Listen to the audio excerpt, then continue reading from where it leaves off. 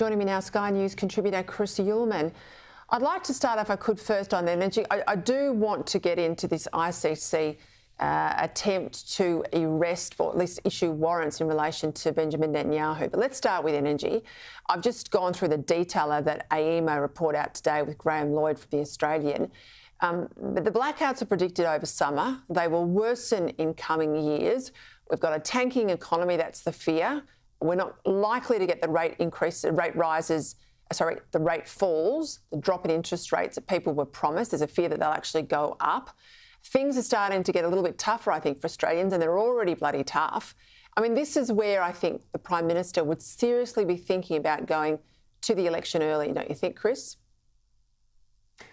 Well, certainly if the lights are going out, Peter, you don't want to be the Prime Minister when that happens. And so if you're looking at the calendar, you'd think, well, after the Queensland election in October and before December when summer starts, so sometime in November, might loom as a good time to do it. But then again, think about it, he's probably listening to the advice of his Energy Minister. And if he's doing that, his Energy Minister's going to say, oh, look, they've said this before, that the lights would go out, and they didn't. I don't know if I'd be prepared to take that bigger risk on the advice of Chris Bowen. Don't forget that Chris Bowen was the one who came up with the policies that said by 2025, which is next year, the households will get a $275 saving on their energy bills. And he based that entirely on the idea that when you put more weather-dependent energy on the grid, that is wind and solar, that when it's running, the price is lower and ergo the price drops. Well, I questioned him about that time, and it appeared to me apparent that he didn't understand how electricity is priced on the national energy market, and that is by the highest cost of generation, not the lowest. We did see power prices spike after the war with Russia and Ukraine, but they've come down since then. But that's what pushed up bills last year. What will push them up next is the rollout of transmission lines, which is 40% of your bill, and they have a regulated rate of return. So prices, no matter what you do from now on, they might dip in the short term, but they're going to go up in the long term. This is like when we talk, budget detail or health funding, let's say. The government's relying on the complexity of this issue. I remember when we were fighting them on the carbon tax, they would just blather on in a whole lot of detail. Voters' eyes would glaze over. They'd tick the box to say, I'm saving the planet. Yeah, I think in a poll, climate change action is a good thing. But when the rubber hits the road and it costs you, but it costs you a lot of money and it sends your business out the back door, that's when you realise that there's got to be a right way to do this transition and there is a wrong way to do this transition. Again, you've just gone through some stuff there. I'm sure people at home didn't understand about the transmission cost now in their bill. Part of the problem here, Chris, with this issue is it's just so complex. And when the government says wind and solar are free, well, you look out there and you see it's sun shining and the wind's blowing, you think that's right, but that's not how our grid works. Yeah, and the other thing too is we need to start to explain to people how energy systems work. And just think about what happened in the last century. When we went from coal to oil in particular, we saw an explosion of growth, the like of which we have never seen before. In the life of my grandfather, who was born in 1899 and died in the mid-1960s, he started in a house that had no running water, no electricity, and no power of any kind. And by the 1960s, he had a television, a refrigerator, all the things we imagine a modern world has. That is almost entirely due to us finding the most explosive source of energy that we've ever found, and that was oil. Our entire lifestyle has been built on it. What we're doing is going from really energy-dense sources of power, coal, oil and gas, and we're going to dispersed sources of power.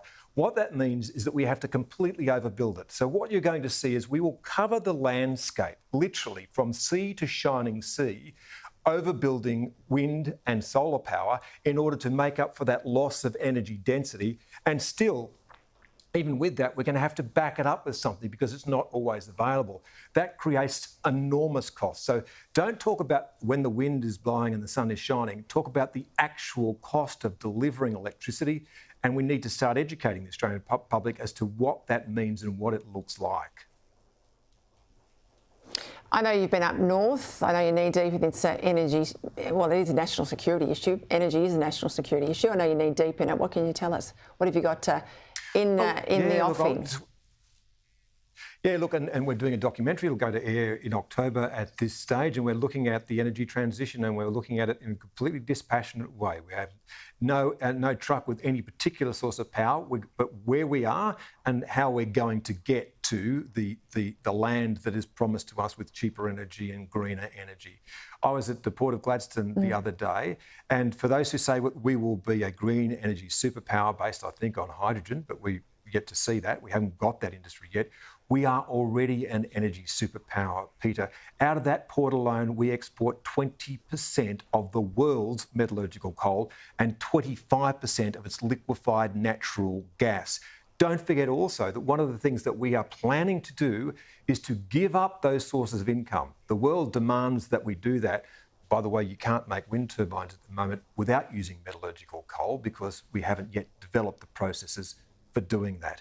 So we really need to think long and hard about the course which we have set and the costs that will impose, not just on changing electricity, but changing every single thing that we do. It's a much larger project than people would believe.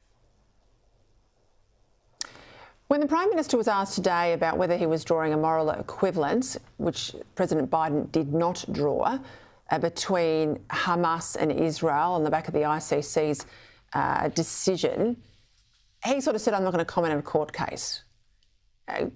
Andrew Clennell was scathing of that response from a Prime Minister. He says you don't get to make that call when you're a Prime Minister. You don't get to sit on the fence on something like this. How do you see it?